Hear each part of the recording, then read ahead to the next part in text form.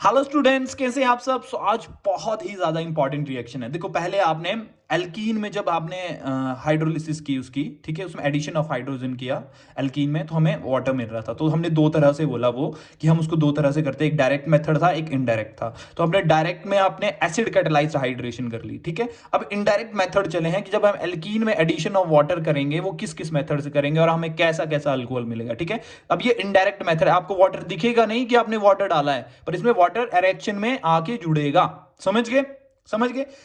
और अब हम रिएक्शन पढ़ने वाले हैं। फर्स्ट है ये हाइड्रोबोरेशन ऑक्सीडेशन ऑफ एल्कीन, ठीक है। तो बच्चों देखो, इस रिएक्शन में हम कर क्या रहे हैं। देखो, अब इस रिएक्शन में हम बोरेन ले रहे हैं और उसको ये रिएक्शन जो है एल्कीन के साथ कर दे रहे हैं, ठीक है। और वो हमें ट्राई अल्काइल ब्रोमीन दे देगी एडिशन प्रोडक्ट, और उसको जब हम ऑक्सीडाइज करेंगे H2O2O में, तो हमें अल्कोहल मिल जाएगा in the presence of aqueous NOH। Basic medium में चलेगा ये, ठीक है। और ये आप हमेशा याद रखना, ये रिएक्शन जो है हाइड्रोबोरेशन ऑक्सीडेशन, ये हमेशा एंटी मार्कोवनिकॉफ रूल इसमें अप्लाई होगा। पर कहां होगा? अनसिमेट्रिकल एल्कीन में। सिमेट्रिकल एल्कीन में कोई फायदा नहीं है, कहीं भी लगाओ वो ए सेम ही प्रोडक्ट देगा। समझ गए। देखो, सिमेट्रिकल एल्कीन आपको पता है ना, इन दोनों कार्बन का सेम इन्वायरमेंट है। अगर आप इसको काटोगे तो सेम ही लगेंगे, ये जुड़वा भाई हैं ये, समझ गए। अगर पाई बॉन्ड से इसको काटा तो ये जुड़वा भाई नहीं लग रहे, ये इनको काट रहे तो ये जुड़वा भाई लग रहे हैं, समझ गए। जैसे ट्विंस होते हैं ना, वैसा हिसाब है इनका, ठीक है। जब हम एल्कीन को बोरीन और H2O2 में, क्या है ये, पेरोक्साइड की प्रेजेंस में और बेसिक मीडियम में डालेंगे, तो हमें क्या मिल जाएगा? 1 डिग्री अल्कोहल, ठीक है, ठीक है, प्रोपेनॉल, ठीक है। अब जब अनसिमेट्रिकल एल्कीन की, तो देखो कैसे पता लगता है। देखो, एक तो ये है कि इन दोनों कार्बन का इन्वायरमेंट देख लो। इन्वायरमेंट मतलब इनके साथ कौन चिपका है, इनके आस पड़ोस में कौन है, इसके आस पड़ोस में हाइड्रोजन है दो, इसके में H है और इसमें CH3 है, मिथाइल है। तो भाई ये तो अनसिमेट्रिकल हो गए कि सिमेट्री नहीं दिख रही। अगर इसको काट दे तो जुड़वा भाई लग रहे हैं, आप काटो इसको डबल बॉन्ड के बीच में से, नहीं लग रहे जुड़वा भाई, तो अनसिमेट्रिकल है, ठीक है। तो जब हम इसको बोरेन या डाइब्रोइन, डाइब्रोइन मतलब B2H6, ठीक है, B2H6 मतलब इसी को 2 से 2 इसके मॉलिक्यूल डाल दिए तो डाइब्रोइन बन गया, ठीक है, ठीक है। तो हम जब इसको H2O2 पेरोक्साइड और बेसिक मीडियम में, और अप्लाई कौन सा रूल कर रहे हैं? Anti Markovnikov rule. मतलब एंटी मार्कोवनिकॉफ रूल क्या, जो जैसे वाटर का मॉलिक्यूल है तो OH नेगेटिव और ये पॉजिटिव दे रहा है, तो ये मैं एग्जांपल दे रहा हूं आपको, ठीक है। तो एंटी मार्कोवनिकॉफ रूल में क्या होगा? Negative part will go to that particular carbon which has more number of hydrogen, यहां पे जाएगा ये, ठीक है। और H पॉजिटिव कहां जा रहा है? यहां पे। इनडायरेक्टली वे में इधर वाटर ही ऐड हो रहा है, आपको दिख नहीं रहा है पर वाटर ही ऐड हो रहा है। आपने याद रखना कि इधर वाटर ऐड हो रहा है, तो नेगेटिव कहां जाएगा? एंटी मार्कोवनिकॉफ रूल के अकॉर्डिंग यहां पे, ठीक है, जहां उस कार्बन के पास जाएगा जिसके पास मोर नंबर ऑफ हाइड्रोजन है, समझ गए। और ये उल्टा होता है मार्कोवनिकॉफ का, ठीक है। और पॉजिटिव कहां जाएगा? यहां पे जाएगा जहां लेस नंबर ऑफ हाइड्रोजन है, समझ गए बच्चों, समझ गए। तो 1 डिग्री अल्कोहल। अब मैं आपको बताता हूं ये हो कैसे रहा है, इसका मैकेनिज्म, क्योंकि मैकेनिज्म बहुत इंपॉर्टेंट है। आपको समझ नहीं आएगा तो ये कैसे, आप बोलोगे सर कैसे, अब याद थोड़ी नहीं कर लेना हमने कि ऐसे। पर आपको ये पता रखना आप कि इसमें इनडायरेक्ट एडिशन ऑफ वाटर होगी ही होगी एल्कीन में, और किस रूल के अकॉर्डिंग होगी? Anti Markovnikov rule. क्योंकि एग्जाम में अगर कोई कॉम्पिटिटिव एग्जाम में आ गए तो आप थोड़ी नहीं मैकेनिज्म करने बैठोगे, समझिए, ठीक है। तो चलो मैकेनिज्म पढ़ते हैं, बहुत आराम से समझाऊंगा, ठीक है। समझोगे आप, बहुत इजी है। और बहुत इजी बोल सकते हो, और बहुत ही छोटा है, बहुत बड़ा नहीं है ये, ऐसा लग रहा है आपको क्योंकि मैंने खोल खोल के लिखा हुआ है, प्रॉपरली लिखा है कि आप समझो इस एक एक चीज को, ठीक है। जब आप समझ जाओगे तो इतना ज्यादा नहीं लिखना पड़ेगा, ठीक है। देखो बच्चों, ये पाई इलेक्ट्रॉन्स है ना। अब पाई इलेक्ट्रॉन क्या करेंगे? ये एल्कीन बना दी मैंने, इसके पाई इलेक्ट्रॉन है, समझ गए। और BH3 क्या है? ये बोरेन है। अब देखो बच्चों, बोरेन जो है ना, ये इलेक्ट्रॉन डेफिशिएंट है ये। एक कितने इसके वैलेंस शेल में कितने इलेक्ट्रॉन आ रहे हैं, कितने बॉन्ड बना रहे? ऑक्टेट कंप्लीट करना चाहिए ना इसको, तो देखो ये ऑक्टेट कंप्लीट कर रहा है या नहीं कर रहा है? 1 2 3 4 5 6। देखो बच्चों, एक बात याद रखना, पूरी केमिस्ट्री में जो एलिमेंट्स है ना, ठीक है, या मॉलिक्यूल है, वो हमेशा अपनी स्टेबिलिटी के लिए मर मिटेंगे वो, ठीक है। स्टेबिलिटी एट एनी कॉस्ट, ठीक है, किसी भी कॉस्ट पे स्टेबिलिटी चाहिए उनको, समझ गए। स्टेबिलिटी कैसे होगी? स्टेबिलिटी का सिर्फ एक ही फंडा है कि उन्हें ऑक्टेट कंप्लीट करना है। हाइड्रोजन को, हाइड्रोजन तो डिप्लेट करता है ना कंप्लीट, पर और एलिमेंट्स को क्या करना है? अपना ऑक्टेट मतलब अपने लास्ट शेल में 8 इलेक्ट्रॉन चाहिए ही चाहिए, अगर उन्होंने स्टेबल होना है अपनी लाइफ में तो, ठीक है, मजे करने हैं तो, ठीक है।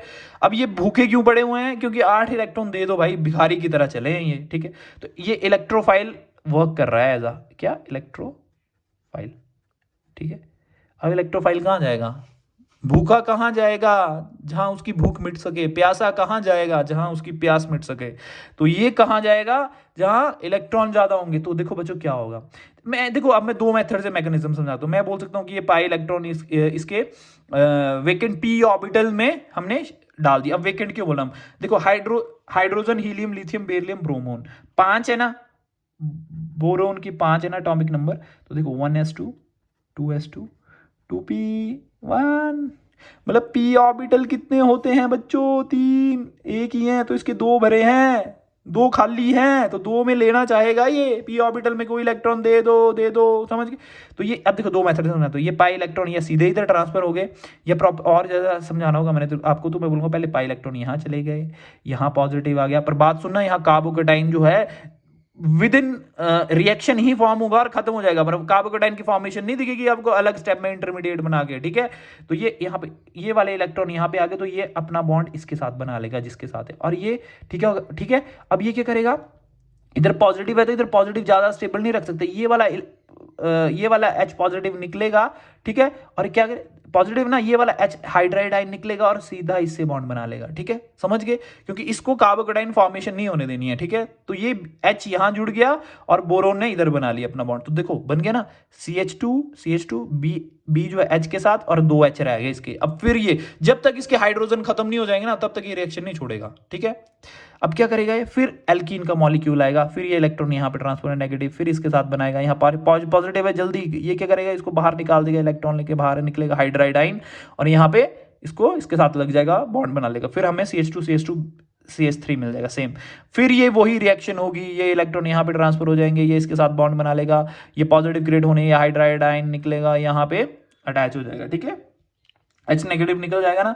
फिर हमें ये ट्राई एल्काइल बोरेन हमें मिल जाएगा, CH2CH2CH3, CH2CH2CH3, CH2CH2CH3। जब इसको हम 3 पेरोक्साइड के मॉलिक्यूल्स के साथ रिएक्ट करेंगे तो ये ऐसे टूटेगा, देखना इधर से टूट गया, इधर से बॉन्ड टूट गया, इधर से बॉन्ड टूट गया। अब बात सुनना, 3 OH के हैं ना, मतलब 6 OH हैं, तो OH इधर, OH इस बॉन्ड का OH इसको दे दिया, इस बॉन्ड का OH, एक OH इसको दे दिया। अब ये टूटा तो एक OH इसको दे दिया मैंने, एक OH इसको दे दिया, ठीक है। अब ये बॉन्ड टूटा तो एक OH इसको दे दिया, एक OH इसको दे दिया। अब देखोगे तो आप तो H3BO3 ये बीच वाला बन गया, और CH2 CH3 CH2 CH2, और इधर OH के 3 मॉलिक्यूल बन गए। इस तरह हमें इसका पूरा मैकेनिज्म हम इजिली कर पाए, ठीक है। और ये 1 डिग्री अल्कोहल बन गया, ठीक है। बोरिक एसिड है, ठीक है, boric, this is called boric acid, ठीक है। ये प्रोपेनॉल है, ठीक है। तो समझ गए बच्चों, अगर आपको कहीं भी कंफ्यूजन होगा इस रिएक्शन के रिलेटेड तो आप मेरे को कमेंट करके बता सकते हैं। बहुत ही इजी रिएक्शन है, और आपने इसको डे टू डे लाइफ से आराम अपनी भाषा में समझना है। याद रखना, ज्यादा आप ऐसा सोचोगे कि ज्यादा शो ऑफ करके the transfer of the electron this way, no, you have to understand in your native language, ठीक है। Then you can jump to the any other language, ठीक है। देखो लैंग्वेज जो है कम्युनिकेशन का क्या है, वे है यार, ठीक है। इसको इस तरह नहीं लेना है कि तुम शो ऑफ करो इंग्लिश में, ठीक है। You have to just understand first, जिस लैंग्वेज में भी समझते हो, चाहे तुम इंग्लिश में समझो चाहे किसी में भी, ठीक है, या हिंदी में, पहाड़ी में, किस में भी। I am from Himachal, so that's why I am saying this thing, ठीक है। अब इंग्लिश में बोल रहा है मतलब थोड़ी नहीं, ठीक है। तो आपने क्या करना है, इसको पहले हिंदी में आराम से अपनी भाषा में समझो कि इलेक्ट्रॉन कैसे खेला जाता है इनका, ठीक है। ये सब पॉजिटिव नेगेटिव इलेक्ट्रॉन की ही गेम चली है, समझ गए। हर कोई स्टेबिलिटी के पीछे पड़ा है, ठीक है। तो आपने क्या करना है, आपने किसी भी मॉलिक्यूल को क्या करना है, ये स्टेबल करने की क्या कोशिश करनी है, और उस तरह से आप मैकेनिज्म कर पाओगे, ठीक है। तो thank you so much, bye bye, take care, मिलते हैं फिर, बाय।